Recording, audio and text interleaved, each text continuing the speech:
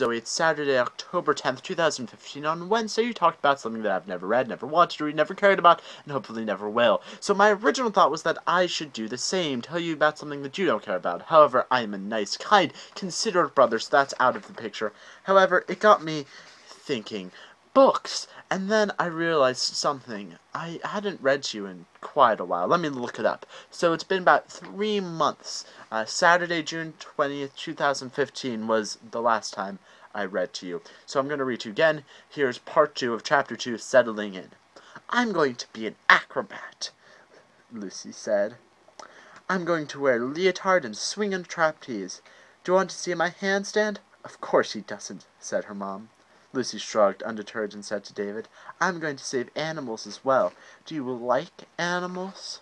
I like cats, he replied, even though Bonington was giving him a cramp. A sparkle entered Lucy's eye. Do you like squirrels? Lucy, it's past your bedtime, said her mom. Lucy frowned and glanced at the clock. Do you? She pressed, nudging David's toe. Lucy, said her mom, you've talked him half to death as it is. He doesn't want to be pestered about squirrels. Lucy said hotly, I was only asking if he liked them, Mom. The red ones are pretty, David put in, trying to diffuse the argument a little. By now he figured out that squirrels were the other thing Lucy had been wanting to ask about earlier. Surprisingly, Lucy looked at him in shock. Don't you like the gray ones? Lucy, if you want a story tonight, you'd better go up those stairs right now. Please say you like the gray ones, Lucy whispered. Her bright green eyes were wide and pleading. I like the gray ones, David obliged her. Then, lowering his voice a little, he asked, Is Conker a squirrel? Yes! Bed! Now! Liz dropped her magazine and pushed up her sleeves. Lucy seemed to take this as a final warning. She grabbed her sweater off the couch and hurried to the door. Night-night, she chirped and pounded up the stairs. As her footsteps faded into the distance, David glanced sheepishly at Liz and said, Sorry, was I not supposed to mention, Liz pouted and shook her head, partly with amusement, part exasperation. Lucy loves wildlife, particularly squirrels. This morning we agreed that if you took the room, she wouldn't pester you about them for at least a day. Her timing was a little off, as usual. I was trying to spare you, as it's your first night. I don't mind, said David. She's quite funny, really. You say that now, said Liz. I guarantee by the end of the week you'll be wishing Noah had never left them off the ark. She stood up and tugged the curtain shut, taking care not to topple a gruff-looking dragon that was standing on top of a small speaker.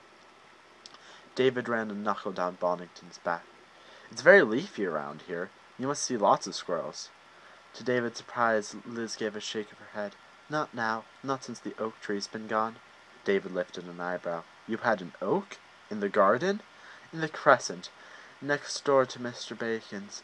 He's our neighbor on this side. Liz pointed at the chimney wall. It was cut down a few months ago. We got a note under the door saying its roots were damaging the road. It didn't look all that bad to me, but someone must have known what they were doing, I suppose. Lucy was devastated. She cried for days. When the tree went, the squirrels went too. She's been looking for them ever since. Conker, David said, catching on.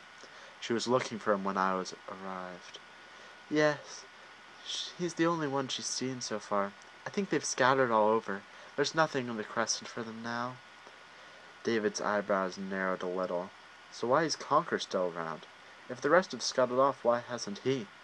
Liz stooped to gather Lucy's shoes. Lucy says he's hurt and can't get away. Hurt? David sat up a little straighter. Bonington, wakened by the sudden movement, gave a fishy-smelling yawn and dropped to the floor. Liz opened the door to let the cat out. He's only got one eye, she said. And Zoe, that is where I will leave you for now. Goodbye.